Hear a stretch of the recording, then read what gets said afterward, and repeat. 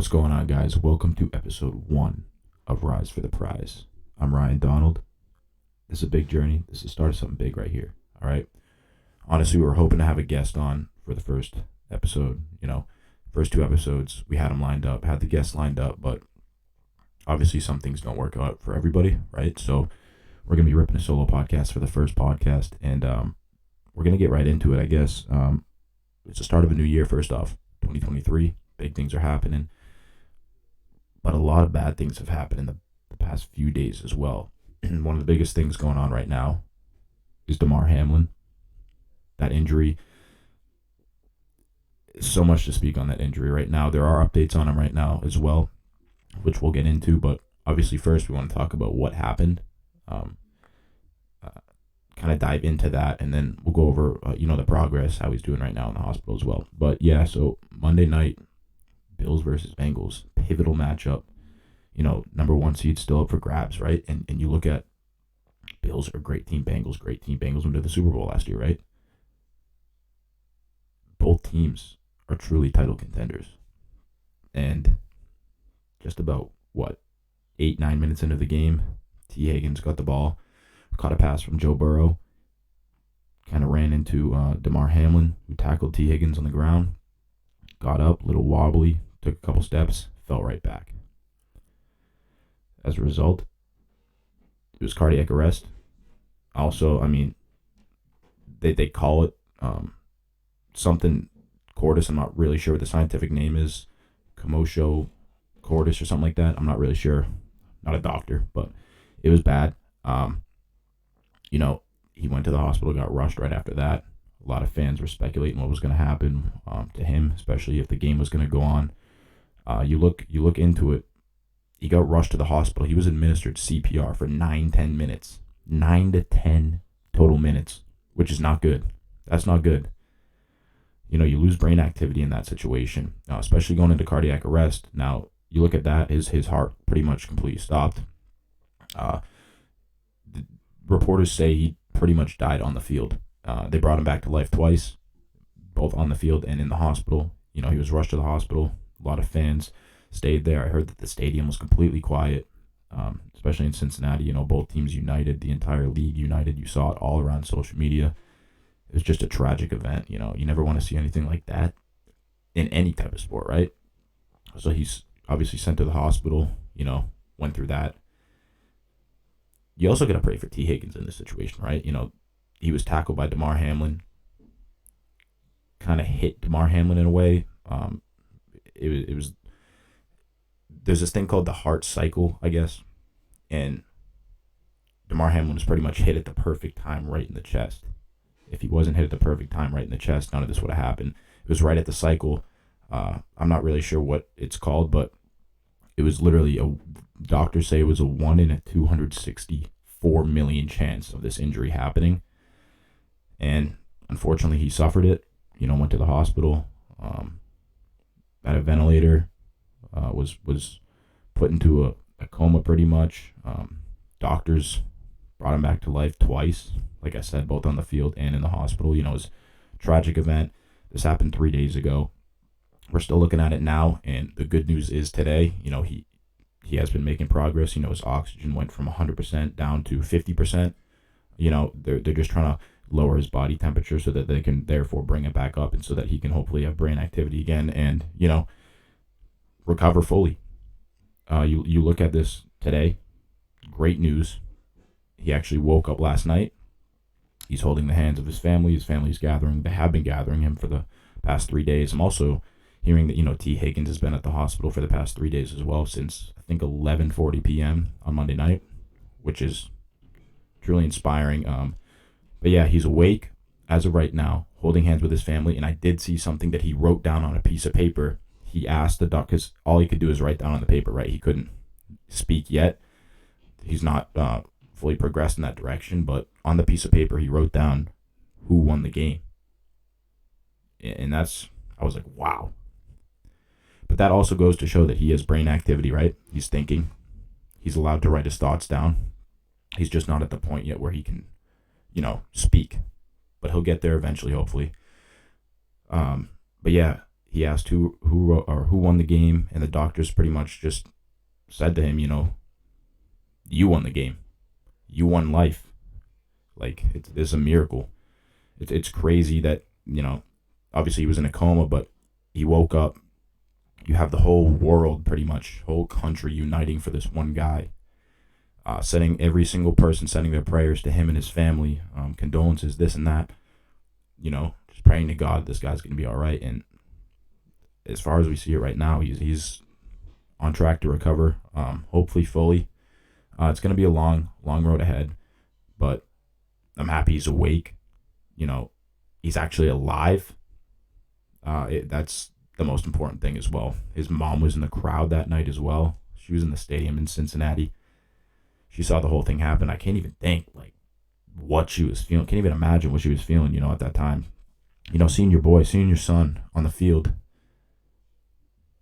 go into cardiac arrest and have to be rushed to the hospital in an ambulance like that. Pretty much dead on the field. But yeah, he's still obviously in our thoughts and prayers, as well as everyone's. But, it's good to see the progress that's coming from this. Good to see that he's recovering.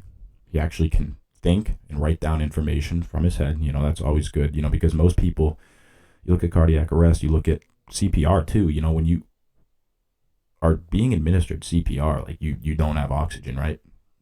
If you don't have oxygen for a certain amount of time, you can go brain dead. And so it's great to see that these doctors have really put in the work to help him recover. But more importantly, it's inspiring to see the entire nation unite and pray for him, as well as every other NFL team as well. So it's more than just a game, right? Thank God they postponed the game Monday night. They have no thoughts right now of resuming the game at any certain point this week or next week or whenever the case may be. But it's just important. It goes bigger than the game, right? It's about Damar Hamlin. It's not about the game. A lot of professionals out there, especially Skip Bayless, like we saw on Twitter, tweeted out, "Oh, we got to keep the game moving. Got to keep the game moving. It's a pivotal matchup. Bengals, Bills. It's for the 1 seed. This and that." Dude, a guy literally died on the field, and you're coming out here as a professional, right? Saying that we need to keep the game going. That's just disgusting. Utterly disgusting. Skip Bayless, buddy. I hope he gets fired. That's disgusting to say. I can't even imagine what Damar's family thought of that tweet, if they even saw that tweet, but it's truly disgusting to even see that. Guy, it goes beyond the game. It's just a game. And I know that saying is cliche, but it truly is. If you really put Skip Bayless in that position, what if, his family members or himself went through the same as Damar Hamlin, right? What are you going to say now? Keep the game going? Nah, no shot. I thought that was one of the most disgusting tweets I've ever seen. And I truly think that guy should be fired for thinking that he's in the realm of being a professional. But anyways, you look at, this is the last week in the NFL, right? You look at Patriots, 8-8, are playing the Bills this week. We're just talking about the Bills right now. Damar Hamlin. According to reporters, both teams are actually still willing to play this game. It's still going to get underway, despite Damar Hamlin's injury. It's a big game for the Patriots. We're in Buffalo. It's a must-win game. If we win, we're in. If we lose, I believe we need the Jets, the Jaguars, and the Browns to win. I think it's Browns, Steelers, Jaguars, Titans, and Jets, Dolphins. We need all those teams to win if we lose against Buffalo, which obviously Buffalo is a great team. It's going to be tough to win in Buffalo, especially knowing that they're fighting for a player on their team right now. They're motivated. They want to do it for Damar. Everybody wants to do it for Damar. But yeah, this game's going to get underway on Sunday, 1 p.m. Eastern Time. It's going to be one hell of a game. Go Pats.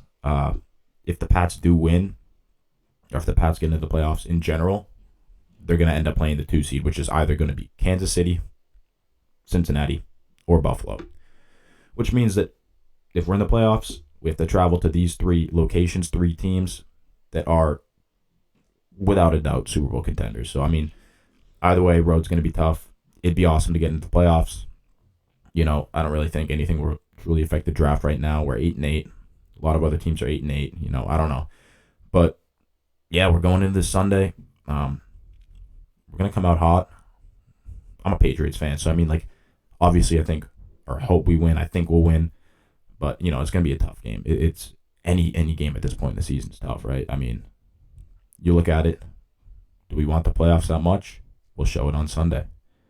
Kind of switching over to the NBA. Most of you know I'm a diehard Celtics fan, right?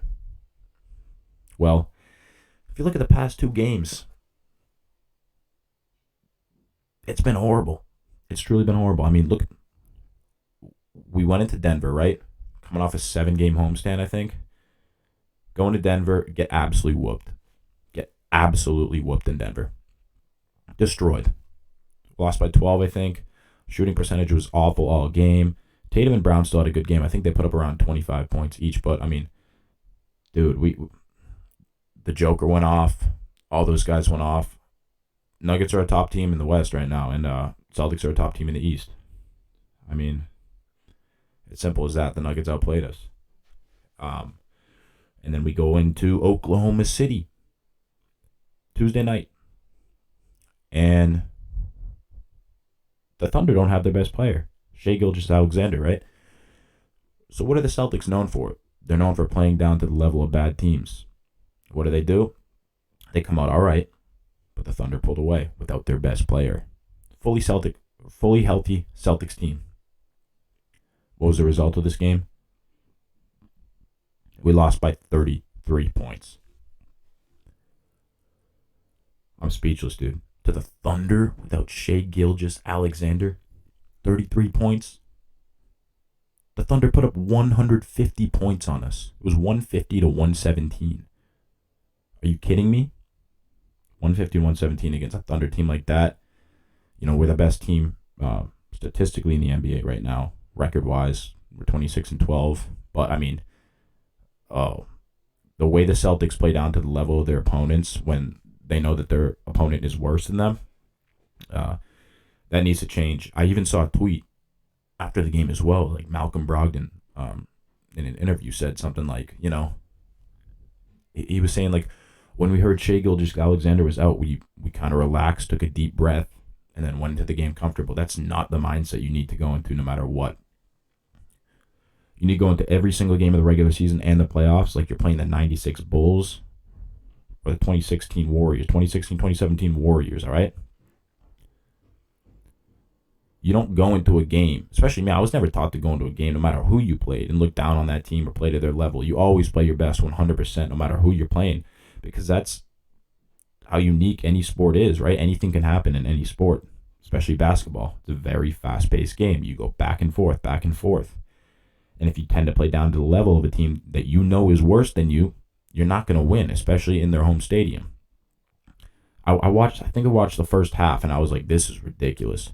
We were just down by 2, and the Thunder literally just went on like a 30-0 run. Took a 20-point lead at the half. We kind of cut it to about 15, but then they pulled away, beat us by 33 points. Really not much to say about that game. Our guys got to step up. They got to step up when it means it. And there is a big game tonight. A big game tonight. Celtics versus Mavericks. And this kind of goes into the next topic as well, because you have 2 contenders for MVP right now. Luka Doncic and Jayson Tatum going at it tonight. Now, Jayson Tatum for most of the season, we're close to the midway point of the season right now. A couple games out, but Jayson Tatum has been, the number 1 contender for MVP so far. But you look at Luka Doncic in the past, 5-6 games, the guy's averaging close to 45 points. I'll say it again, he's averaging close to 45 points.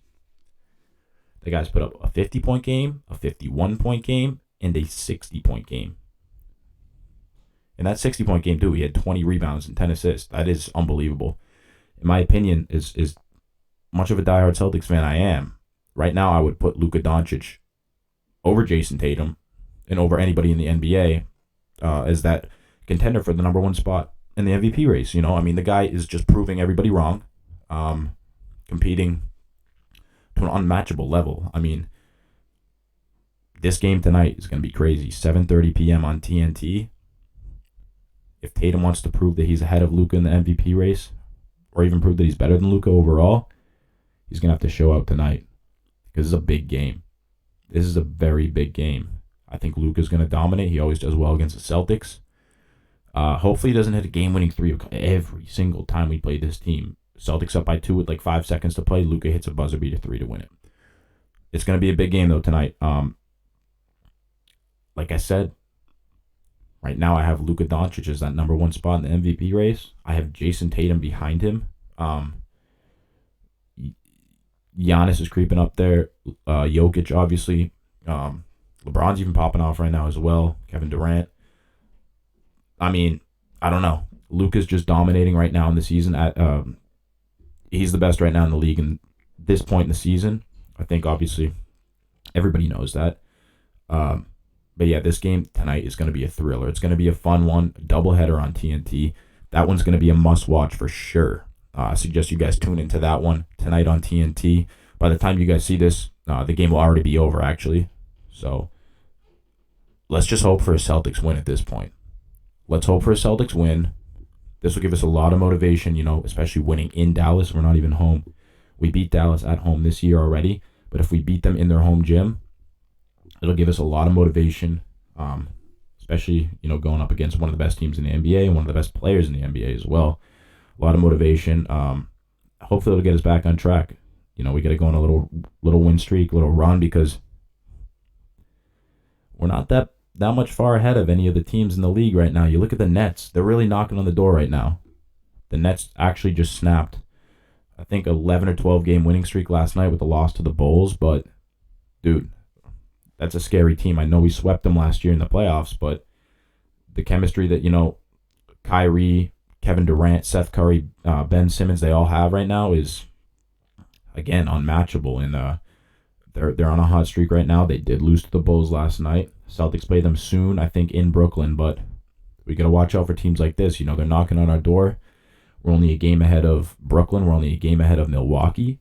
We got to keep winning games, hold that number one seed. Just play together as a team, and for the rest of the season especially, just rely on each other, trust each other, and play that Missoula ball, dude. Get back to the finals, take it home this year. I hope that if the Celtics ever did make it to the finals this year, it'd be against the Warriors, which doesn't look likely right now because the Warriors are struggling as well without Steph. But, if we ever got back to the finals and we play that Warriors team, 4-0, sweep, book it, 4-0. I put money on that.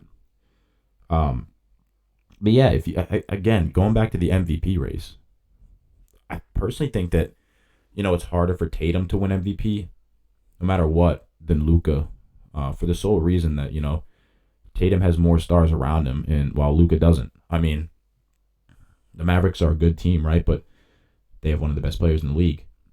And if you're solely relying on one of the best players in the league, or the best player in your team as well, he's going to dominate the most in the team each night out, every single game. Because he doesn't have too many stars around him. You look at Jayson Tatum as Jaylen Brown, Marcus Smart, Al Horford, D. White, Robert Williams. You look at all these guys, right? They're all playmakers. It's an overall great team. You're not going to have Jayson Tatum solely dominating for the Celtics every single night, dropping 50 points like Luka Doncic is, because Luka doesn't have, that many factors around him.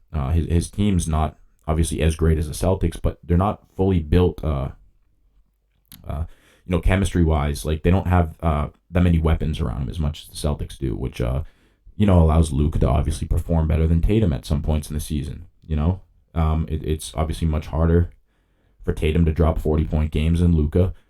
Not talent-wise, but, like I said, the weapons on the Mavericks are so irrelevant to the Celtics. I mean, we just have so much better ball movement, this and that. But Luka can be a ball hog, but he knows he's the best player on the team. He knows that if he doesn't perform, his team's likely not going to win. So Jayson Tatum, he's got guys around him who, obviously Tatum knows that if Tatum has an off night, you'll have guys like Jaylen Brown, Marcus Smart, Al Horford, D. White, Robert Williams, all these guys, even Grant Williams, all these guys, Malcolm Brogdon, they're all going to step up if Tatum performs poorly. But if you really look at it, if Luka Doncic performs poorly, who's going to be dropping 40 points? Because I know Jaylen Brown can drop 40 points for sure. Brogdon can drop at least 20. Smart's a great passer, great ball movement. Defensive player of the year. Horford can drop 15. I mean, he dropped, 30 against the Bucks in Game 6 or Game 4? I mean, I just think the Celtics have more weapons, which makes it a little bit harder for Tatum to, outperform Luka in some ways this season. Also, the East is a better conference. You look at the East over the West for sure. Celtics, Nets, Milwaukee, Philly, Chicago, Miami, Cleveland, all these great teams, bro. But like the West right now, a lot of teams are struggling. You have, Denver, Memphis, Dallas, obviously, Golden State, New Orleans, Pelicans. I don't know. I just think the East is much heavier, more competitive, and much more harder to dominate rather than the West. But I personally just think, more of the story is it's about the weapons around you and what they can do if you underperform, right? If Luka drops a 10-point night, I guarantee you that the Mavericks most likely are not winning that game. But if Jayson Tatum drops 10 points that night, he's got guys like Marcus Smart, Jaylen Brown. All these guys are going to step up, hopefully. I just believe we have a better chance at winning a game if Jayson Tatum underperforms than the Dallas Mavericks winning a game if Luka underperforms, right? And that's kind of goes, with Luka being ahead of the MVP race, because although Tatum is the best player on his team as well as Luka, it just goes back to the other players in your team. Luka doesn't have much. Luka knows he has to take over. Tatum has a lot. Tatum knows that, yes, obviously it's important for him to take over, but he's got guys that will back him. He's got guys that will take over, have his back, perform as well. Whereas Luka doesn't have that. Kind of going into more of a different sport here. Kind of one of the last topics we're going to talk about. Jake Paul. Dude. I mean, who's doing it more right now in combat sports than Jake Paul? Truly. I mean, the guy's, 6-0 in boxing. Just beat Anderson Silva. And they had that bet after that fight. I'm pretty sure that, if Jake beat Anderson Silva, they would come together to form a United Fighters Association that will therefore, kind of go against Dana White's theory of not paying fighters enough money, healthcare, all that. But Jake's goal is to increase fighter pay, and his goal of creating that United Fighters Association is obviously coming to fruition. But big news today from Jake. A lot of people thought that he was going to announce his next boxing opponent. He signed to the PFL, which is the Professional Fighters League. It's another MMA league in which Jake joined, which obviously he's looking to increase fighter pay. But you have one of the biggest names right now in combat sports joining a league that obviously a lot of people probably haven't heard of before Jake joined or Jake signed to them in general, right? So I was following the news today, following Jake's announcement, watching a couple of videos as well. Jake's kind of serving as the head of fighter advocacy here, right? Like I said, he wants to increase fighter pay, allow fighters to gain more money from what they're doing, be recognized, earn the revenue more, and even gain more revenue as well. So, I mean, he kind of created or co-founded this division called the Super Fight division, and kind of a goal that he has right now, or not even a goal. This has actually happened. He's allowing fighters to generate 50% of revenue from their events. I'll repeat that. 50% of revenue goes to the fighters from the events. You look at the UFC right now, guys aren't making money. Nate Diaz is out of his UFC contract. He doesn't like how little money he's making. He's been in the UFC for a while. It's really got him nowhere. He took a break. He was a great fighter. I'll give him that. Obviously, he had his run in the UFC, especially those Conor fights as well, but he's no longer in contract with the UFC. He's out. And Jake Paul actually called him out today. Especially with Jake joining the PFL, Professional Fighters League, MMA, first off, which is crazy, because a lot of people call Jake, they always say he's scared to go MMA. He's fighting, he's boxing all these MMA guys, but he'll never go MMA and fight them. But, the guy's doing it. He's not just signing to the Professional Fighters League to, advocate for fighters who aren't making enough money or any of that. He's actually going to fight. He called out Nate Diaz to box, and then 6 months later to fight in the PFL, MMA. Now, will this happen? Probably not. Would it be fun to see happen? Absolutely. I mean, personally, I think Jake would destroy him in a boxing ring, but in MMA, Nate Diaz versus Jake Paul. Nate Diaz is favored right now, minus 500, obviously, but I think it'd be a brawl. I think it'd be a good fight. Like I said, I don't really think it's gonna happen. Those two fights, but like I said, this is big news for Jake. It's big news for everybody, especially against the UFC as well. Jake's kind of looking to just go against that as a whole, and focus more on the fighters, their health, well-being, how much they get paid, over just what Jake thinks Dana kind of does is just puts the best fighters up against the best fighters. It's all for entertainment. Never mind the money or anything. It's all, we're going to put, Conor versus Nate, whatever the fight may be, right? This is going to be a great fight, entertainment, right? But realistically, how much are these fighters getting paid? I don't know, but I know it's not a lot. And I know that obviously Jake's trying to increase that through his PFL contract, right? When you look at, obviously Jake being co-founder of the Super Fight division, which is the new division that he just created. He is the first actual fighter signed to this division, which is pretty cool. I'd like to see other fighters sign, hopefully in the near future as well, but who knows? This is the start of something big for Jake. I'm also very interested in where his boxing career is going to go from here as well. Obviously, I know he's going to fight more in the boxing ring, obviously, than MMA.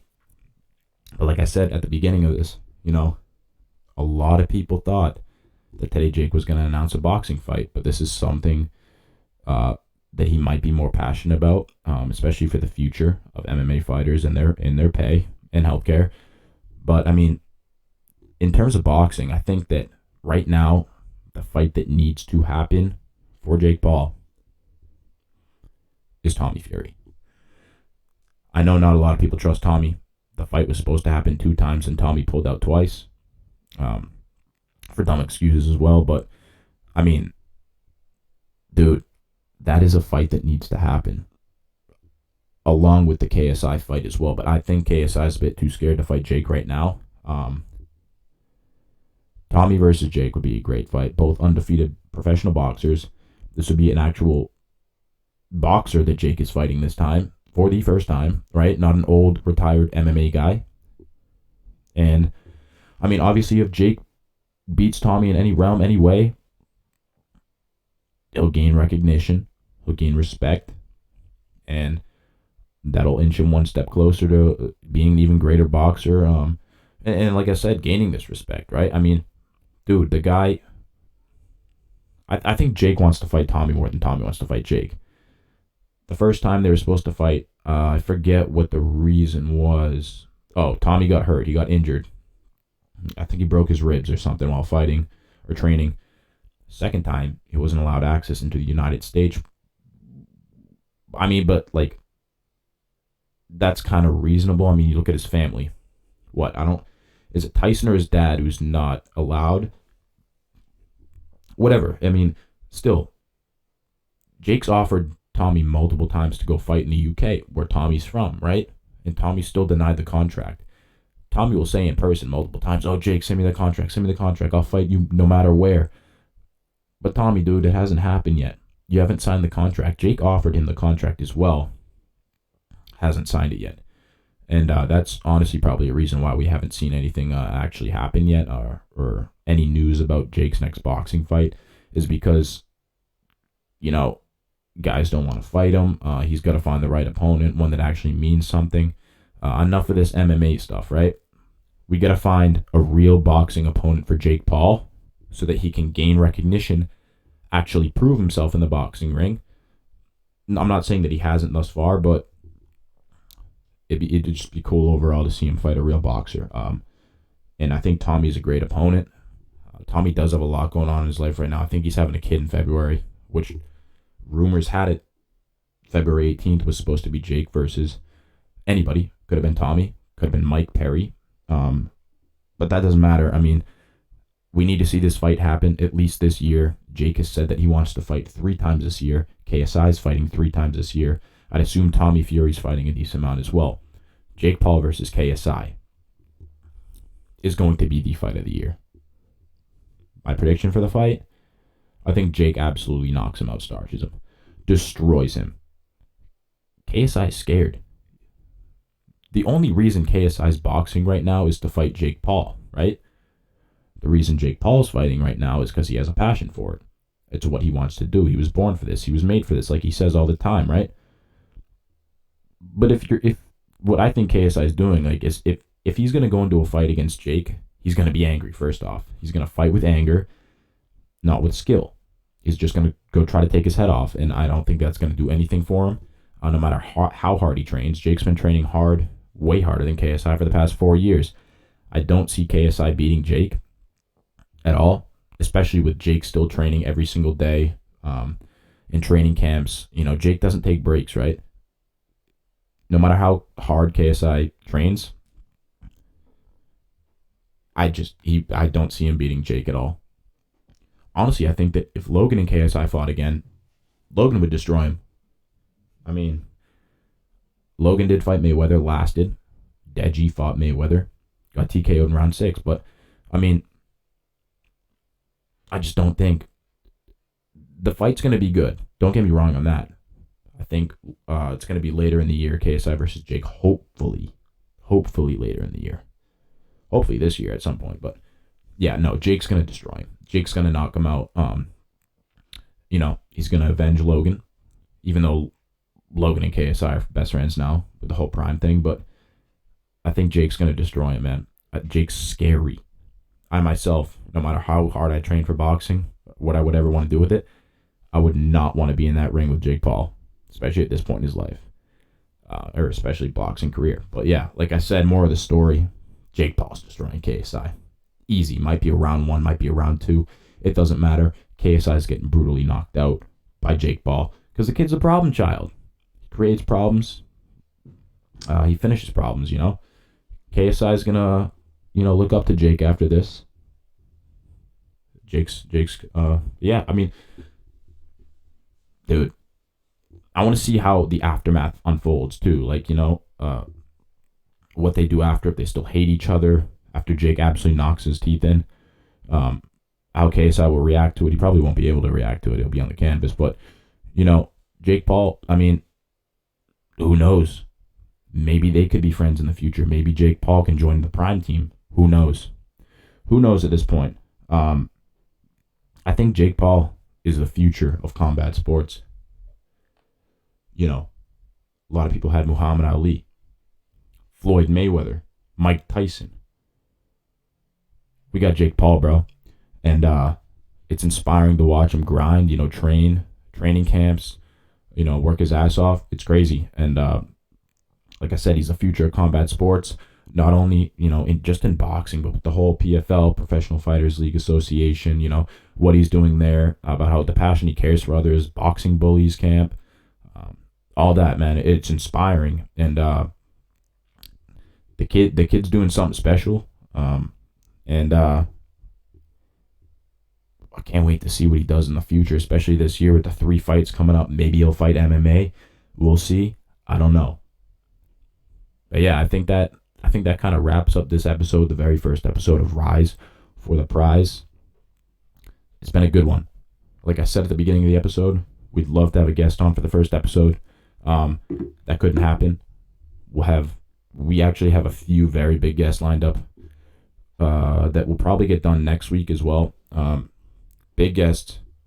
It'll be longer episodes. It's about like 35, 40-minute episode for the first episode, which is good for a solo. Yeah, this is the start of something big. It's going to be great. I'll see you guys Friday. This is when it's going to be uploaded on Friday night, 9 o'clock p.m. Let's go. This is the start of something big. Fire me up. We're on the grind. We're on the absolute grind. Let's run it, baby. Let's go. Cheers. Thanks for watching.